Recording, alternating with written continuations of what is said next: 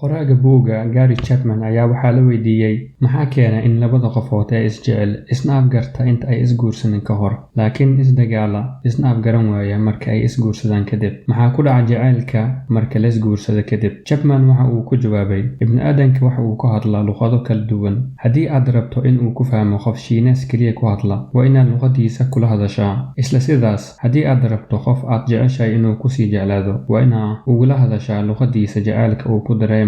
Luqadda koowaad ee jacaylka waa affirmation ama erayo xaqiijin ah. Dadka qaar sida kaliya ay ku dareemaan in la jecel yahay waa inaad ammaanto oo taageero u muujiso. Haddii xaaskaaga luqadeeda jacaylka ay tahay xaqiijinta, waxaad drop kaga dhigtaa ammaanta. Waxaad ku dhahdaa, maanta dharkaad wadato aad ayaad ugu qurxoon tahay, gacanta alle kaama gooyo, cuntadaada aad ayay u macaan badan tahay. Haddii ninkaaga uu shaqeeyo, waxaad u xaqiijisaa sida aad ugu faraxsan tahay. Ahamiyad gaarsii marka uu guriga imaado, si dabacsan adigoo faraxsan waxaad ku dhahdaa, waan kugu faanaa inaad tahay aabbaha ilmahayga. Waan ogahay inaad u shaqayso aniga iyo ubadkeena darteed si aan nolol raaxo leh ugu noolaano. Haddii uu rabo in uu wax sameeyo sida in miisaanka uu iska rido, waxaad u muujisaa taageero. Waxaad ku dhahdaa, haddii aad ku fikirto in aad miisaanka iska rido, waan hubaa in aad ku guuleysan doontid, sababtoo ah wax walba aad ku fikirto inaad samayso waad samaysaa, waadna ku guuleysataa. Luqadda labaad ee jacaylka waa quality time ama waqti tayo leh. Waxaa laga yaabaa in aad tahay aabbo fiican oo daryeela qoyskiisa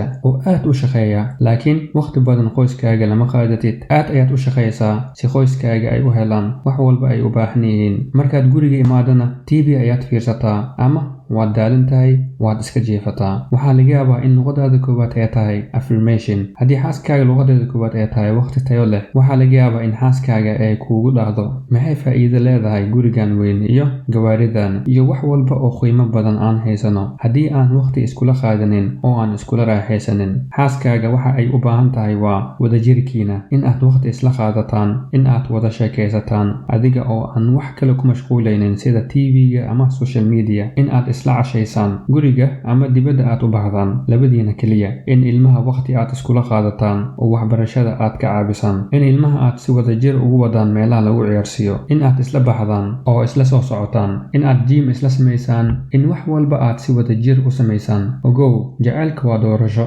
Haddii aad og tahay luqadda jacaylka xaaskaaga, adiga ayaa dooranaya haddii aad rabto in aad kula hadasho luqadda ay fahmayso. Luqadda saddexaad ee jacaylka waa receiving gift ama isku hadiyadeenta. Hadiyada waxay isku soo dhibaysaa qalbiyada dadka. Bulsho walba waxay og yihiin in hadiyada muhiim ay tahay, waa calaamad muujinaysa jacayl. Haddii xaaskaaga luqadeeda koowaad ay tahay hadiyada, haddii aad hadiyad siiso waxay dareemaysaa in aad jeceshahay. Haddii aadan siininna waxay dareemaysaa in aadan jeclayn. Muhiim maahan in hadiyada aad siinaysid ay tahay mid qaali ah ama mid aad u weyn. Muhiimaddu waa fikirka aad ku fikirtay iyo jacaylka aad ugu keentay darteed. Waxaad u hadiyeysaa buug, waxaadna ku dhahdaa, babe, aan isla akhrino, kadibna ka sheekaysta buugga. Bishii hal mar waxaad u hadiyeysaa shukulaato ama geedaha guryaha lagu qurxiyo ama ubax yar ama kareem, barfuum iyo waxyaalo la mid ah. waxaa hadiyad siisaa maalimaha gaarka ah sida ciidaha iyo maalinta aad isguursateen ama waqtiga dhalashadeeda. Luqadda afraad ee jacaylka waa physical touch ama istaabashada jirka. Haddii xaaskaaga luqadeeda koowaad ay tahay istaabashada jirka, waxaa muhiim u ah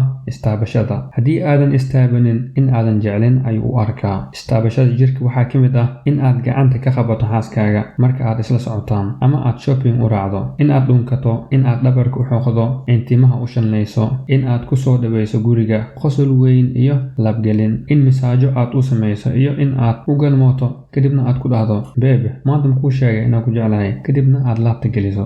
Luqadda shanaad ee jacaylka waa act of service ama ka caawinta adeega. Haddii xaaskaaga luqadiisa koowaad ay tahay oo adeega, waxaa hadalka kaga muhiimsan ficilka. Si walba aad ammaan ugu qubayso, muhiim zaa'id uma arkaan. Haddii maalintii 1000 jeer aad ku dhahdo waan ku jeclahay oo laakiin jacaylkaaga aadan ficil ku muujinin, waxay kuu arkaan in aadan jeclayn. Dadka sidan oo kale waxa kaliya ay ku dareemaan in aad jeceshahay waa ficilkaaga. Si ay ku maqasho codkaaga, u muuji waxqabadkaaga. Sameey wax aad og tahay in ay jeceshahay in aad u samayso, sida in aad cuntada u kariso, in aad isku qurxiso, in ilmaha nadaafadooda ilaaliso, in aad guriga ka nadiifiso marka ay cuntada kuu karinayso, in aad ka caawiso ilmaha barbaarintooda, in aad qashinka ka soo daadiso, iyo in qolka jiifka sariirta aad mar walba hagaajiso. Waxaad iskugu adeegtaan si kalgacayl ah. Waad ku mahadsan tahay waqtigaaga.